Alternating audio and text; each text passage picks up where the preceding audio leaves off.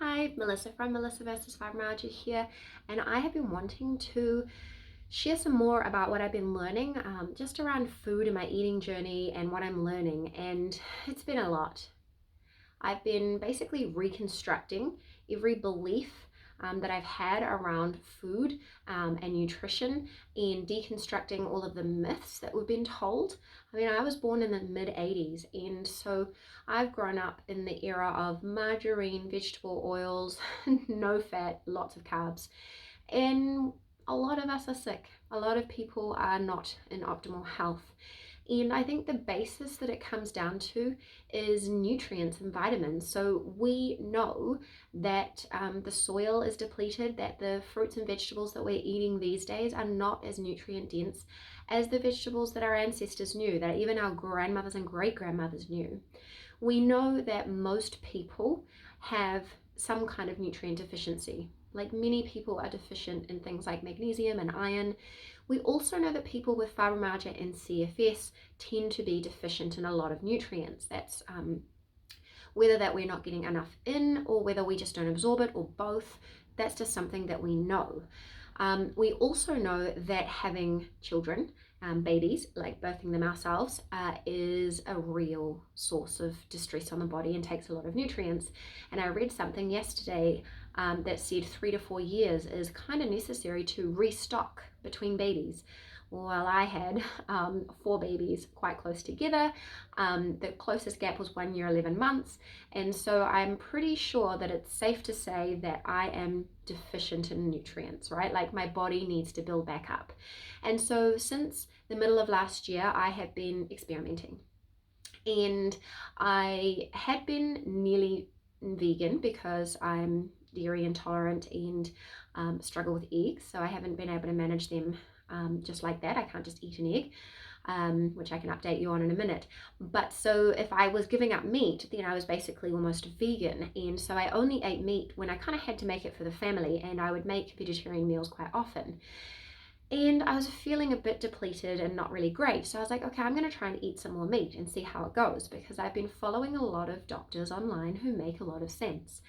And I've done a lot of research, I've read a lot of things, and it just makes sense to eat more protein and fat. And my goodness, it helped. So I started by eating, I was eating more beef mince, and I was eating them as burgers, just like that, just a burger. And I was like, I ate a lot. I was addicted. I had many over a period of time, and it really made a difference. Like it just felt good to eat more fat and protein. And now we're at a point where I'm eating quite a lot of different things, and I'm eating a much more meat heavy diet, and it feels good. Like it feels good in my nervous system. I notice if I've had loads of carbs and no protein or fat, I feel it. And I really think that those nutrients are really important for me. Um, I don't follow any dietary dogma, but I do eat for nutrient density, and that means beef and liver and other organ meat and that kind of thing. And I actually have also been experimenting because I noticed that I couldn't eat egg in the morning, and so we thought that I couldn't eat egg. And last week I said, actually my tummy kind of hurts most mornings anyway, no matter what I have. So what if I try having some egg at lunchtime? So I had a mince burger, some broccoli rice, and an egg, and it did not hurt. And the funny thing is, I have been craving egg intensely. Like every time I serve it to my children for breakfast, I look at that yolk and I'm like, I want to eat that so bad. And it felt so good and was so delicious. And then I tried it again 2 days later, and the same thing happened. So I think maybe the problem is just my stomach in the morning doesn't feel good, and most things will be upsetting it. Also, there's something to do with the endometriosis. I have a feeling that that is causing problems when I need to go to the bathroom. And so hopefully that will be fixed when I have my operation. But it just feels good to eat. So at the moment I'm relearning everything, and it makes you stop and think when you're thinking, okay, I'm really hungry, what should I eat? And it takes a whole shift of what to eat, but I want to eat for nutrient density now, and that's what I crave when I'm looking at what to eat. So it's been quite easy for me to do that. I don't ascribe to anything like low carb, or I don't count anything. I don't weigh a lot and I've lost a lot of weight, and so I'm literally just eating for nutrient density. I'm not trying to think of anything, so I'm not counting percentages or anything. But I do think, okay, what's real food? And is this real food going to give me a good bang for my buck? So actually lately, I've been eating a lot more meat than vegetables. So we do have a good amount of vegetables like in our dinner. So I'll make a lot of casseroles like with meat and then the vegetables all put in together, all that kind of thing. I really lost a taste for rice and I don't enjoy eating it anymore. So I'm practicing playing with soaking it for longer, just to see if like soaking it and cooking it for longer and all of that stuff makes it feel nicer.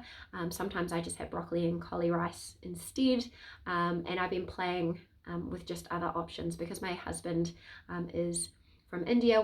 He likes to have a lot of curry, and so curry and rice kind of makes sense, but I don't want to just eat a heap of bread either. But I am getting back into sourdough. So I have a gluten-free son, so I'm going to try rye sourdough because that has a different protein in it, and so some people with wheat allergy can tolerate it. So I'm going to see about making a sourdough starter and sourdough bread with rye. That goes down well for me. I love sourdough. I just I get off the bandwagon every now and then because I just have a ton of things to do. But I'm going to experiment with that. Things like soaking the grains, but mostly just real food. That's where I'm at. And it seems to be helping. I'm not doing it because I have fibromyalgia or chronic fatigue syndrome or endometriosis. There's a lot of mixed suggestions of what to eat.